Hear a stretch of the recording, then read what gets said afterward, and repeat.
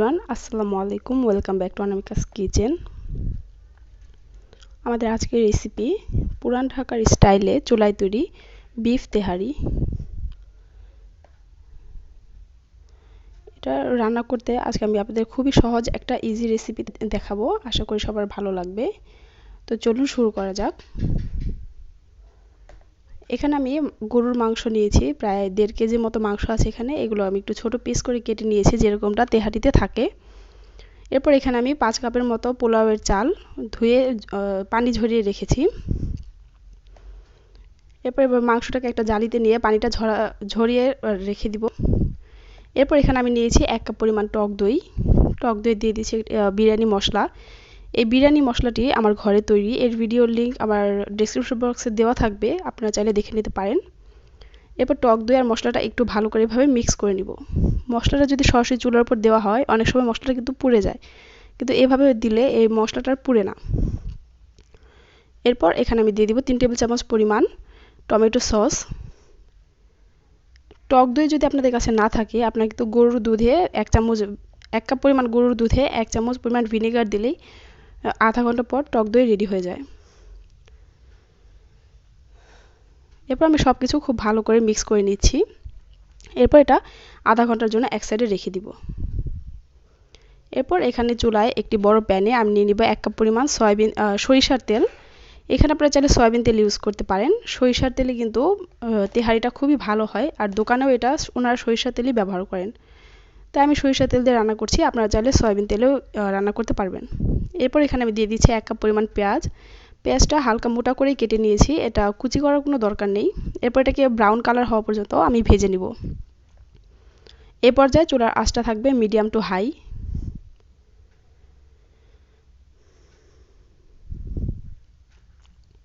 পেঁয়াজটা brown colour হয়ে গেলে এতে আমি দিয়ে দিব 2 টেবিল চামচ পরিমাণ আদা রসুন বাটা। এখানে আদা রসুন বাটাটা আমি একসাথেই নিয়েছি, আপনারা চাইলে আলাদা আলাদা থাকলে একসাথে নিয়ে ইউজ করতে পারবেন। এরপর একটু ভালো করে মিক্স করে নিব। 2 মিনিট এটা ভেজে নেওয়ার পর একটা সুন্দর একটা ঘ্রাণ বের হবে। তারপর এতে আমি দিয়ে দিব আমার তৈরি করে রাখা মশলাটা, টক দইয়ের যে মিশ্রণটা তৈরি করে রেখেছিলাম সেটা দিয়ে দিচ্ছি। এটা দিয়ে 2 মিনিট খুব ভালো করে এটা মিক্স করব।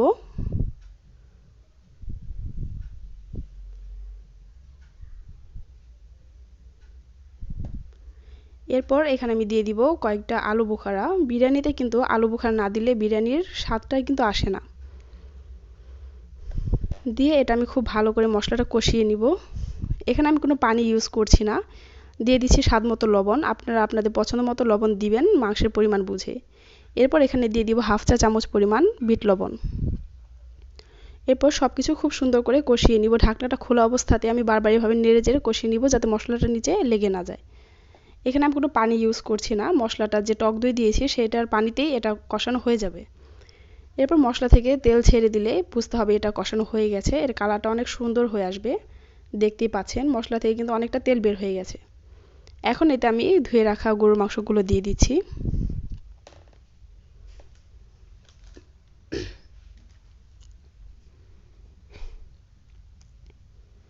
গরুর মাংসটা খুব ভালো করে নেড়ে চেড়ে কয়েক মিনিট কষিয়ে নিব।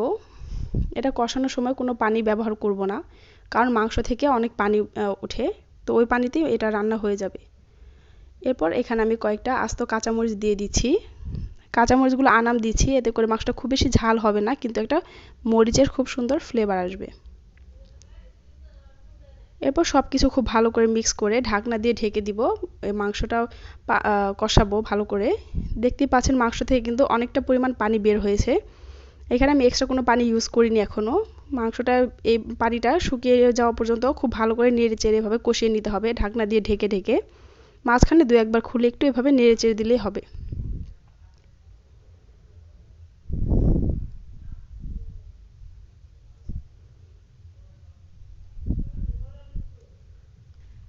মাংসের পানিটা অনেকটা শুকিয়ে এসেছে।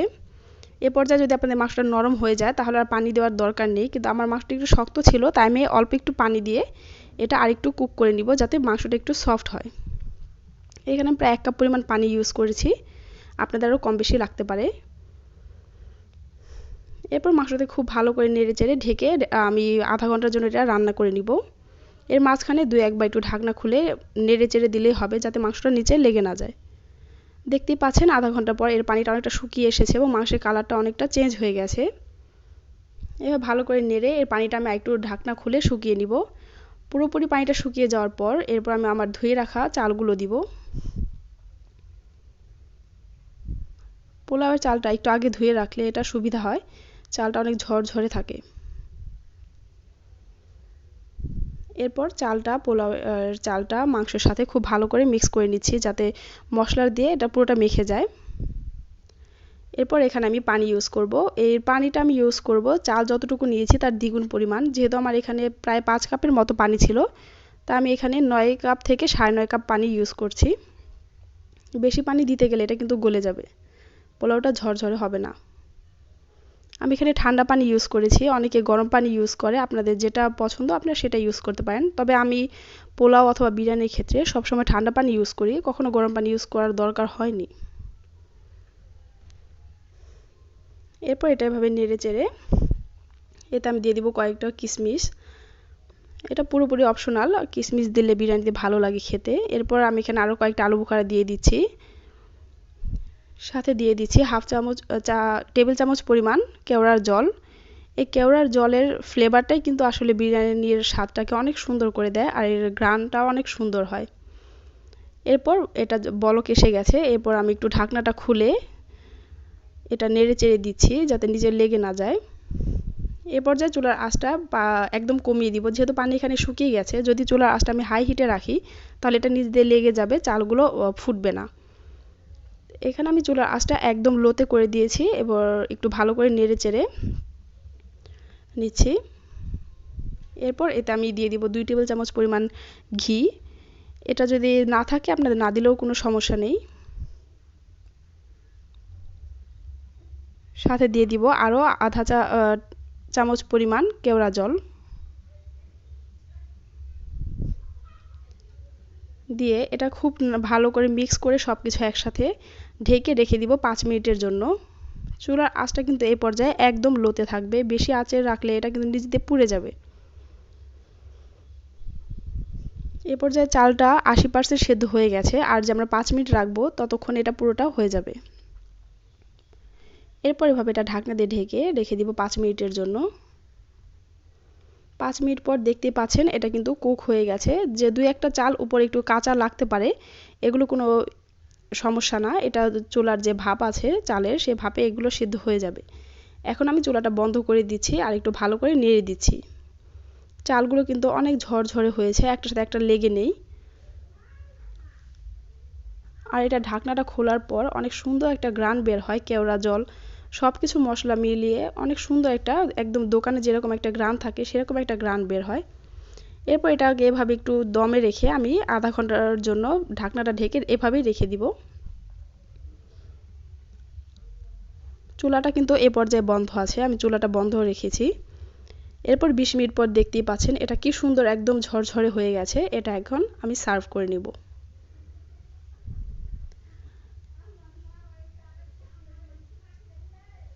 চেষ্টা করেছি খুবই সহজভাবে আপনাদের সামনে রেসিপিটি তুলে ধরার।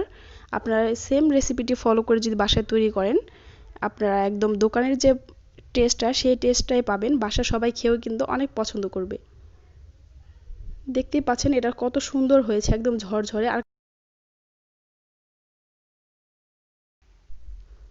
এর কালারটা কিন্তু খুবই সুন্দর এসেছে, কারণ এখানে আমি সরিষার তেল ইউজ করেছিলাম। দেখতেই পাচ্ছেন কত সহজে একদম পারফেক্ট দোকানের মতো তেহারি তৈরি করে নেওয়া যায়। এটা আপনারা চাইলে মুরগি অথবা খাসি দিয়েও কিন্তু সেম রেসিপি ফলো করে করতে পারেন।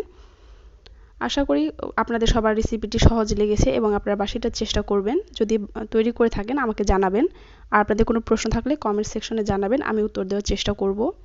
আমার ভিডিওটি ভালো লাগলে ভিডিওটিতে একটি লাইক করবেন এবং আমার চ্যানেলটি সাবস্ক্রাইব করবেন। দেখা হবে পরবর্তী কোনো ভিডিওতে। ততক্ষণ পর্যন্ত ধন্যবাদ এবং আল্লাহ হাফেজ।